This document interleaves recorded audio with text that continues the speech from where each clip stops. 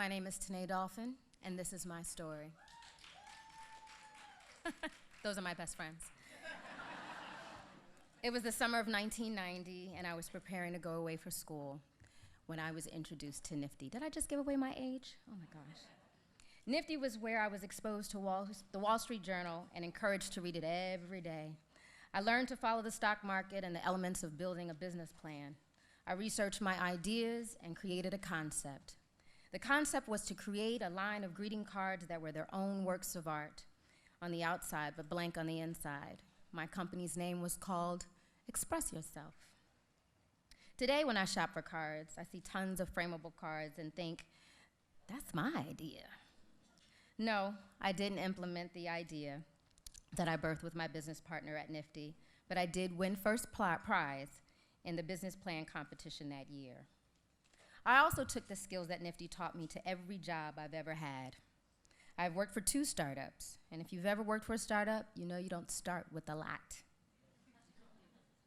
The first consulting firm I worked for didn't even have an office space. I remember when the president offered me the job, he told me I'd have to wait until I officially came on board until he could find office in Old Town Alexandria. I said, wait a minute, I'm a Nifty alumni, I can do that.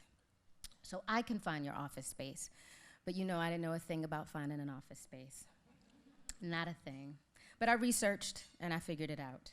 I worked out of my home for a month or so until I found the perfect office across from the King Street Metro. After that, the president believed I could do anything. And I did. I set up policies and procedures. I did the impossible and got ourselves a spot on the federal contracting schedule. I implemented benefits in the whole 9 yards. For 5 years, I did it all. And then I left to do it again with another startup. One day I received a push from a former colleague to apply for a position at the Democratic National Committee. I had no desire to go into politics. This was out of my league. After more pushing and prodding, I interviewed for the position of Special Projects Director.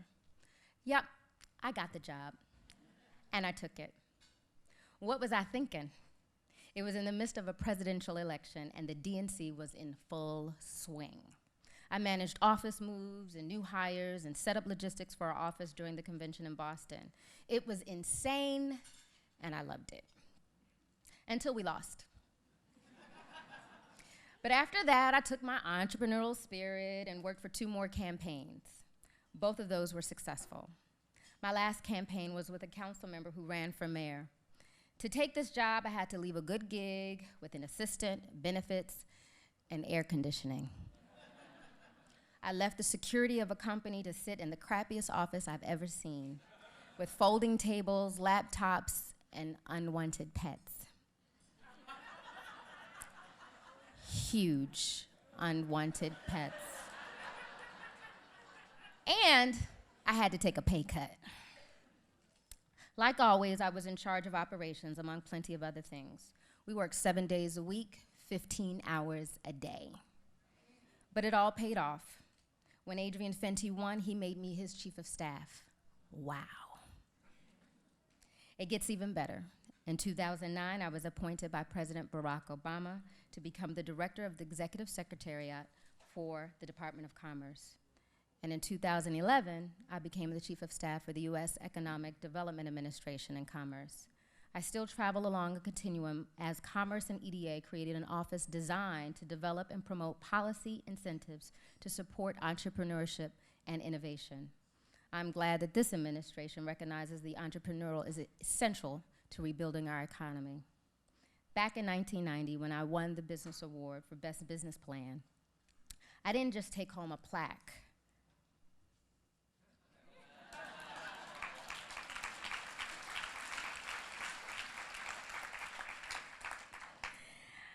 I also took the entrepreneurial spirit of dreaming big and overcoming obstacles with me throughout my blessed career, and that is my story.